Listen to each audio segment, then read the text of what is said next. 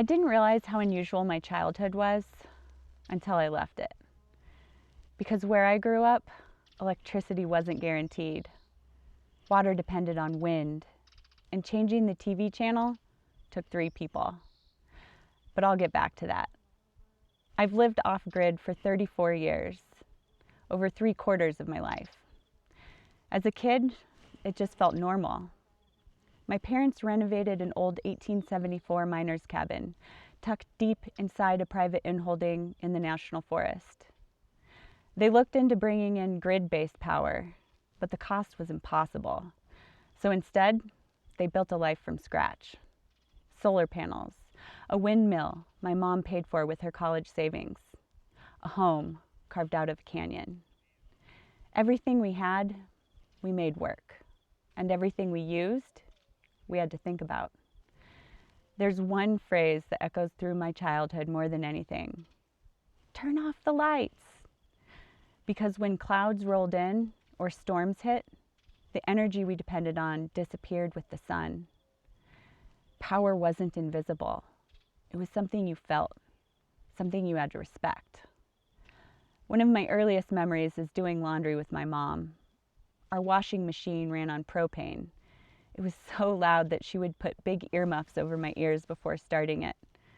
It seems ridiculous looking back now. And then there was the TV. Not a big one, just an 8-inch by 8-inch screen. But when we got it, it felt like magic. The only thing was, changing the channel required a team. One person stood up on the hill, cranking the satellite dish.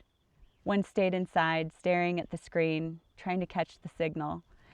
And one stood in between, yelling directions back and forth. That was pretty funny. And it was completely normal. Until one Christmas, we got walkie-talkies. And just like that, changing the channel only took 2 people. It felt like the future had arrived. Weekends weren't for relaxing. They were for stacking firewood. Because heat didn't come from a switch. It came from effort, from time, from rough hands and heavy logs, from cuts and bruises. We heated everything with wood stoves, which meant I learned how to build a fire, fast and well, at a very young age. When my parents added on to the house, I got my own room with my own wood stove. I remember thinking, this is the coolest thing in the world. And at that time, most of the roads to town were dirt. Getting stuck behind a road grader or behind a herd of cattle was a regular part of life. We lived in a different world, far from town and its distractions from what's real. Living off the grid situates a person close to the most real parts of what it means to be human. Food, water, shelter, temperature regulation. I lived in that house until I was 17, and then I left. For 9 years, I lived on the grid.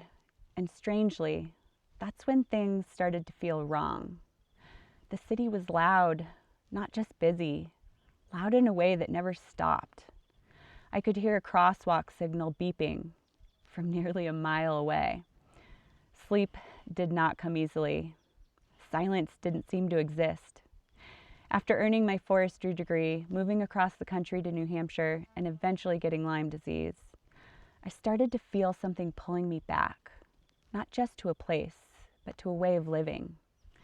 That canyon I grew up in started calling me home, so I went back. My parents gave my partner and me a piece of land, and we decided to do something that at times felt completely unreasonable. We were going to build our own off-grid home, from the ground up. We bought a portable sawmill, cut our own trees, milled our own lumber, stump to stud, as they say. While building the house, we moved into a 350 square foot cabin. No electricity, no running water, no utilities at all. We fixed up an old outhouse, bought a good cooler, and called it home. It was named the Gravity Cabin because it sat on stilts. And when the wind picked up, the whole thing swayed like a boat at sea. One spring during a storm, I texted my partner saying, "The cabin blew down." It was April Fool's Day. He believed me. Honestly, I don't blame him. But the truth is, that little cabin held some of the most unforgettable moments of my life, especially the outhouse. It sounds strange to say, but I loved it.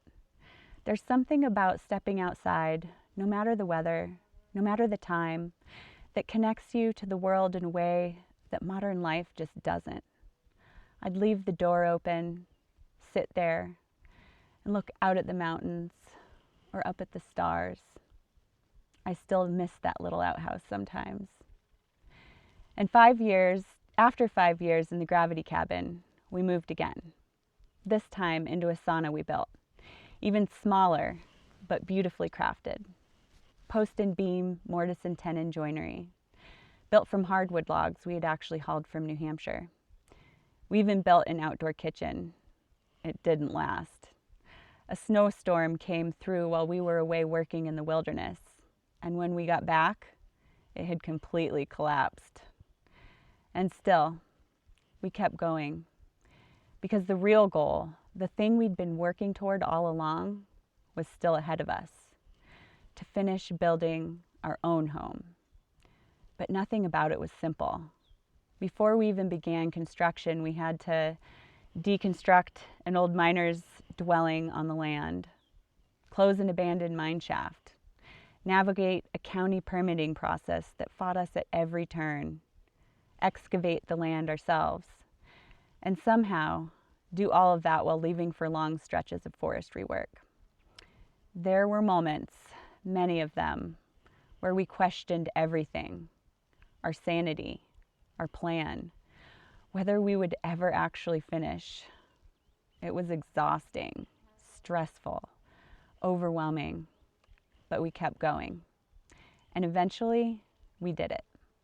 We built our own off-grid home and have lived in it for 10 years this year.